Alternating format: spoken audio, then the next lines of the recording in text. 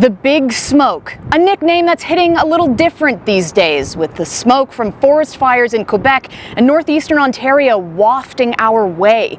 Toronto's air quality has been hard to ignore. But what's the real risk, and how do we track it? The air quality index, we are experiencing values we typically would not see in the Greater Toronto Area very often. The Air Quality Health Index measures the amount of pollution in the air. In Toronto, we usually hover around 3. Today, we reached 7. Elsewhere in the Greater Toronto Hamilton area, it got as high as 10. And that could be a serious risk to public health. It means there's a lot of particulate matter in the air. That could be pollution particles of all sorts of different kinds. In Toronto and other urban areas, it can be car exhaust, but today it's also soot that's being released during the burning of these forest fires.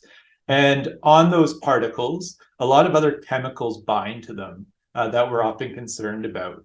And those chemicals can cause lots of challenges physically with us. They might irritate our eyes, irritate our throat, our nose, as our body's trying to get them out of our system. Masks are recommended if you must be outside, but staying indoors where the cooler, cleaner air is probably for the better.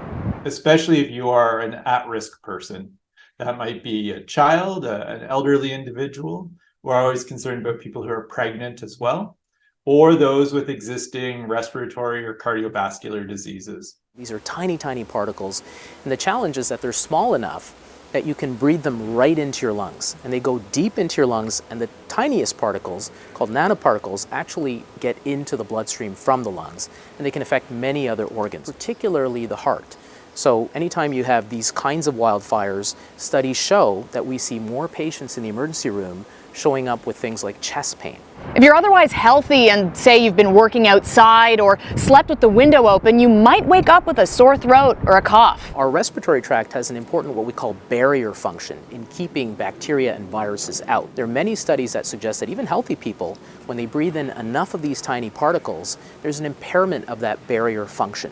So there's a higher risk of infections. At risk or not, it may be just best to stay inside. Chiasson, CBC News, Toronto.